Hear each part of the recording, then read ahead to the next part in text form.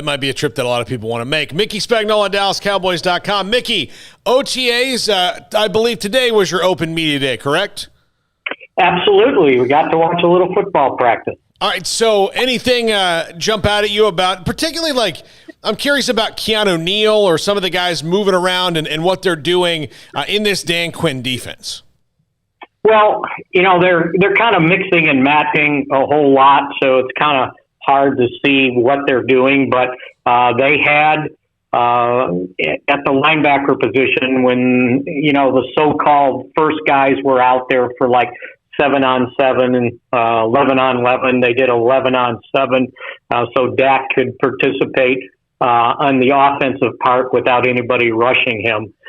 First out was Jalen Smith and Leighton Vander, and then second out was Micah Parsons along with Keanu Neal.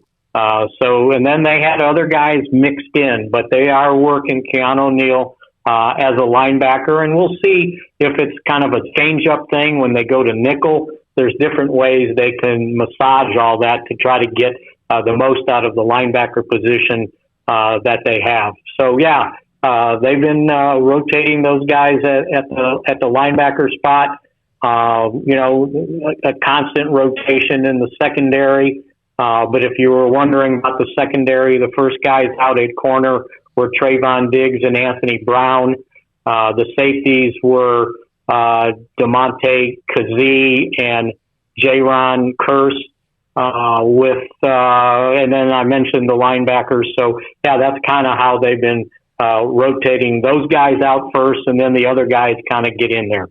Mickey, what have been some of the initial player impressions of Dan Quinn's style of coaching? He's pretty hands-on. The players love him already, and it's only been, 3, 4, 5 OTA practices so far. Leighton Vander, in an interview today, basically, he didn't say it in these words, but what he was inferring was this is so much better than what it was last year. We're doing what we should be doing this year the way we did it in 2018. So I think the players are all on board with Dan Quinn. Now, we got to see results. But again, and I think I've told you guys this, Dan Quinn has to be the most important off-season acquisition the Cowboys make this year. And so far, it sounds pretty good with the players seemingly on board. And the one thing, guys, when you watch a practice and you can hear the linebackers kind of communicating, barking out different things, they're already doing that. Remember last year, they didn't have an opportunity, and they changed so much with the defense to have OTAs, to have a mini camp, to have a rookie mini camp. And all of a sudden you show up in training camp and you're trying to learn a whole different language, right?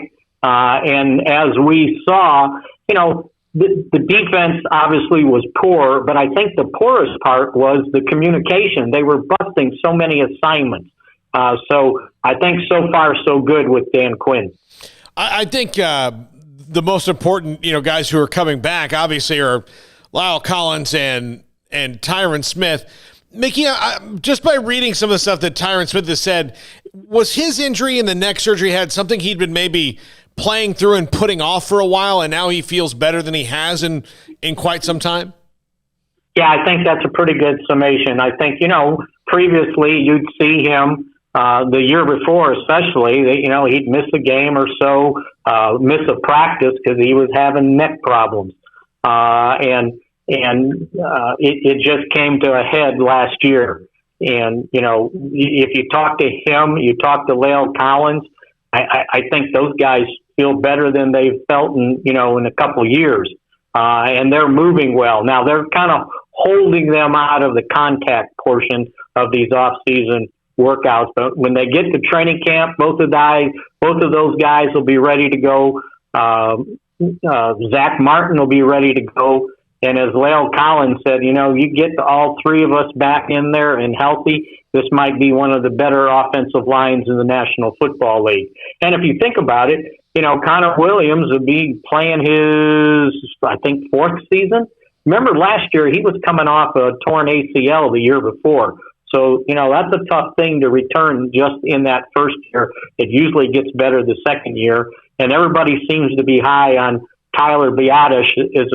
As a matter of fact, La'el Collins said today that Biadasz reminds him a lot of Travis Frederick. So we'll see if that offensive line is put back together. And if it is, and Dak Prescott's put back together, this could be a pretty potent offense. I think we know what he can do, but obviously, last year wasn't the best year. But how'd Zeke look out there? I know it's not, full contact and all of that, but it appears he went through the full workload. How'd he look? Yeah, he looks good. He looks fit. He looks engaged. My understanding that he's been here this entire off season working, which is a good thing.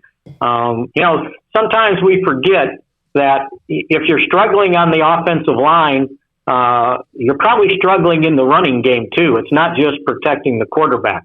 I think that was a factor last year, along with the fact that, and at the time, you guys, we didn't know what the effects of COVID-19 would be on someone who had it and recovered. And remember, in the summer, he tested positive for COVID-19.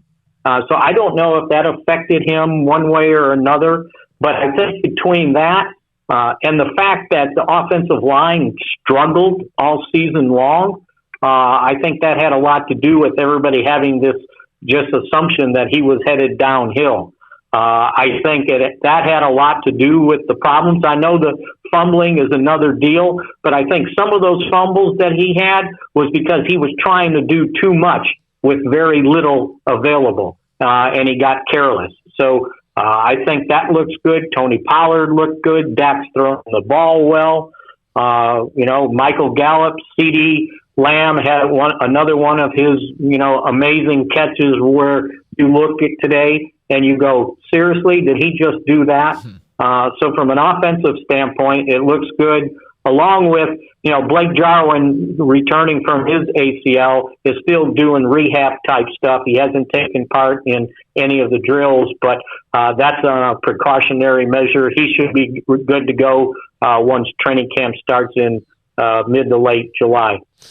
Mickey, it's I kind of feel bad for Jason Garrett in that, the Dalton Schultz was really good in the offense last year, and Blake Jarwin coming back. His offense was built two tight ends all the time. That's obviously not what Mike McCarthy does a lot of the time, but how do you expect to see them work both those guys in? Obviously, Jarwin's more athletically talented than Dalton Schultz, but Dalton Schultz showed what he could do last year. Oh, yeah, and I think Kellen Moore is a fan of the two tight end, and I think you will see that at times. And I think you'll see the Cowboys, once they get that offensive line back together again, becoming more inclined to run the football, especially if you're not falling behind like they did last year, right? If the defense is just average this year instead of poor, maybe you're not always coming from behind and you can stay with your game plan. But I could see them using both of those tight ends. And then we'll see how they kind of use the other guys, because they like the McKeon guy, a little bit more of a blocker. Offensively, think about this. If everybody's back and healthy, it's basically the offense that you wanted to have when you started the season last year, all 11 guys. And I think that would be quite a luxury if it turns out that way. And, as Brad Sham likes to say, we go to training camp to find out who's going to get hurt, right? But if they stay healthy, that's a pretty good sign that they have that entire offense returning. And really the only things they have to sort of worry about is who's the backup swing tackle and who's the backup quarterback. And right now there's three guys out there, and we'll see where that one goes as the offseason moves along. Mickey, just because of history, if I see, certain names like a Randy Gregory, I just almost start to eye roll immediately just because I'm like, oh, no, what now? But I got to say, reading Mike McCarthy's comments on Randy Gregory today, those were pretty powerful and very, very positive. I mean, it looks like there's a lot of optimism for the path that Randy Gregory has been on and continues to move on. Yeah, it seems that way. And, he wasn't – and again, their guys missed some of these OTA practices. He wasn't out there today, but he was out there last week You heard McCarthy say he's been here the entire offseason. And think about this, and I have to go look it up, but this has got to be his first offseason in years, right? Because previously he was suspended or he was in treatment. There was no offseason last year, and then he had to miss the first 6 games of the season last year. We might be able to see the Randy Gregory we thought we were going to see, or we started to see his rookie year. What would that have been, like 2015, I think? Yeah. And what I saw last week of him out there, he looked awfully good. So, between him and get DeMarcus Lawrence out there and healthy, those two. Think about this, you guys. When it comes to competition on the defense, to me, there's probably only 3 spots that are, kind of set in stone. The 2 defensive ends, Gregory and Lawrence, and Trayvon Diggs. After that, I think it's open competition once we get to training camp with the other spots, no matter if you've had the spot before or if you haven't. But I'll tell you another guy that's moving awfully well, Leighton Vander Esch. He made a diving interception today. Micah Parsons had an interception today. It'll be interesting to see how that linebacker competition works out by time they get to the season opener. Mickey, I think it's interesting that you said the defense just has to be average. And I love that the goal isn't to be the doomsday defense again. It's just to not be awful. Like that's an attainable goal. Just don't be awful. No, and it should be expected. Because think about this: we forget in 2019, and it's like, okay, they went 8-8, and everything was bad. The defense wasn't great, but when it came to yards per game, they finished 9th in the league that year. And when it came to average rushing yards per game, they were 11th. And suddenly they fall to like 24 and 31st. And the personnel didn't change that greatly. I know they lost Byron Jones, but other than that, it was the same group. And so, listening to Vander Esch today, I could tell that he wanted to say more, but he remained somewhat politically correct. But you can tell he was frustrated with how they were playing defense last year and what the teaching was like or what the communication was like. Mickey Spagnola, DallasCowboys.com. Mick, I know there's no confirmation in California, but I feel like it's coming anytime, and maybe we can make that happen this year. As Mike McCarthy said, because he was talking about having a joint practice with the Rams if they go to Oxnard. He said, but I don't want to talk about it much until the entire camp gets officially stamped. Yeah. So hopefully the stamp comes here, and those of us that might be here, who knows what's going to happen, right? Can start planning out the rest of our lives, right? Yep. All right, Mickey, thanks a lot. Talk to you soon. Good to be with you guys. Take care. All right. Mickey Spagnola, DallasCowboys.com. Coming up next, Craig